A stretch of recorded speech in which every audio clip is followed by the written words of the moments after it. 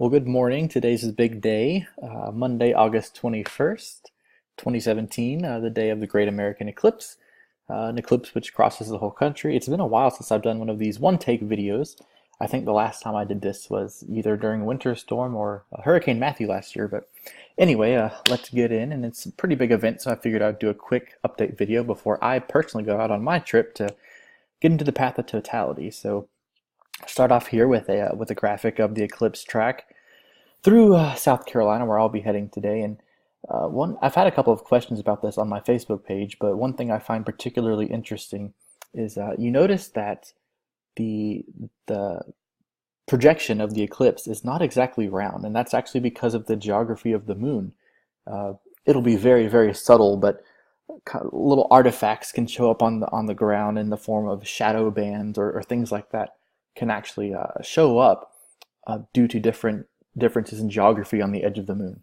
So that's kind of an interesting thing here. You'd expect it to be perfectly round if it's eclipsing the sun, but due to craters and mountains on the moon, that's not exactly the case, and that's why this is projected as a non-circular object. So that's pretty interesting. But as you can see here, totality moves through at 239 here, 242, 245, in 3-minute increments here. And if you will only see the corona of the sun if you are in this path. So if you're outside of this path of totality, you might be a little bit disappointed with what you see.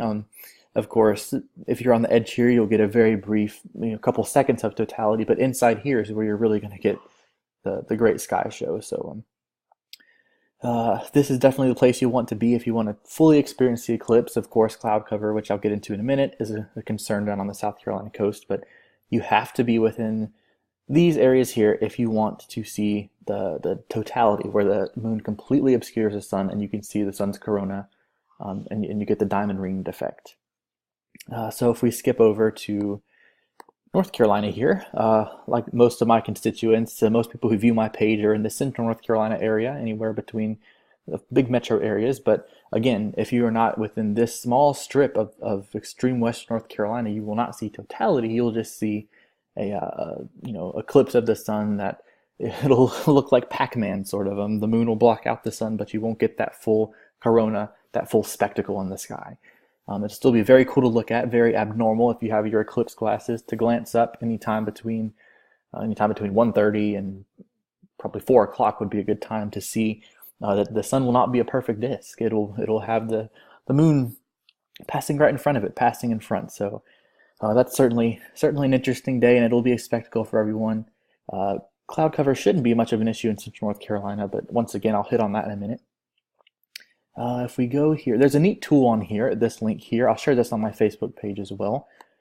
You can click anywhere on this map, and it's point data. So if you click it, it'll give you, let's go with Lumberton. It'll give you the time of the start of the eclipse, end of the eclipse, and the maximum time. So it's a very helpful tool if you're having some last-minute plans today or want to go and try to see. You can look, and they'll have 96.9% obscuration, which is close but no cigar. So you'll have a very cool spectacle in the sky, but you won't see that entire eclipse that blocks out. So remember that. Don't be disappointed if you're not within this and you don't see the full eclipse. This is a cool tool. I'll share this like I just said, but I'm actually targeting an area around St. Matthews, which is when that 100% totality. So hopefully it's a good day. It'll be an adventure nonetheless. But this tool is really good for looking at some point data and looking at what you might see if you're in a certain location. The other concern is traffic. I've heard all kinds of things about how this is supposed to be the greatest traffic jam in American history, all things like that. I think that will be true within the path of totality, but if you're in Central North Carolina driving, I don't think there will be that much of an issue.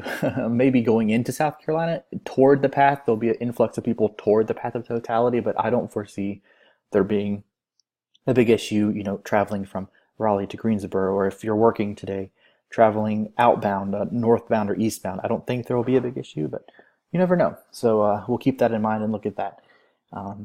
So that's definitely a concern to look at. Right now, traffic looks pretty good. Normal hot spots around Atlanta, Northeast.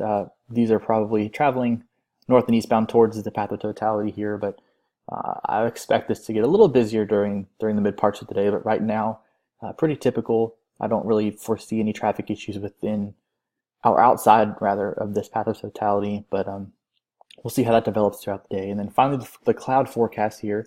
This is the latest run of the HRRR, or High Resolution Rapid Refresh. As you can see, it's actually backed off a little bit on the cloud cover, which is great news. Each time I advance this is actually an hour. So if we go to 18Z here, which should be about 1 o'clock, I think. I haven't double checked this morning. Daylight savings time always throws me off, but few clouds clear. The CLR stands for clear. Few clouds, about a 30 to 50% coverage at absolute maximum. So that's definitely good news for eclipse viewers in the Carolinas today.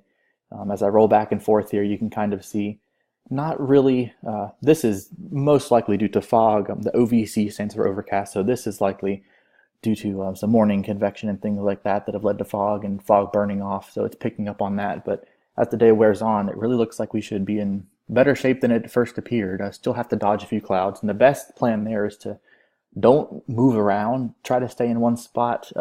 If you're approaching totality and you notice a big, block of clouds coming, maybe readjust, but that'll just lead to more traffic concerns. So if you're concerned about a cloud blocking out your view, I would just stay where you are, hope for the best. Hopefully you won't get unlucky.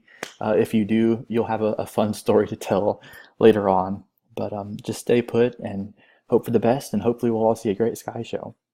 And if you're not able to participate in the fun today, these are the next total solar eclipses over the North American continent this century. So if you miss out on the party today, which is actually a very narrow eclipse, your next chance looks like April 8th, 2024. So that's only 8 years, or 7 years rather. It's not that far away. So that'll cut through Texas, Arkansas, the Ozarks, up to the Ohio Valley.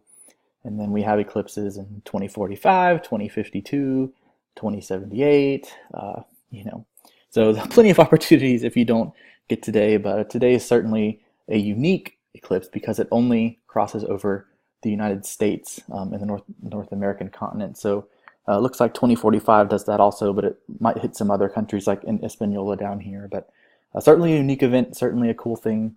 I hope everyone is safe traveling, and be sure to share any photos and videos on my Facebook page or on virtual media, links like that. But be sure to just take it in. And taking pictures is important, but seeing and being in the sort of majesty of the event, being in the awe of the sun is a cool thing too. So just enjoy it, have fun, and happy eclipse chasing.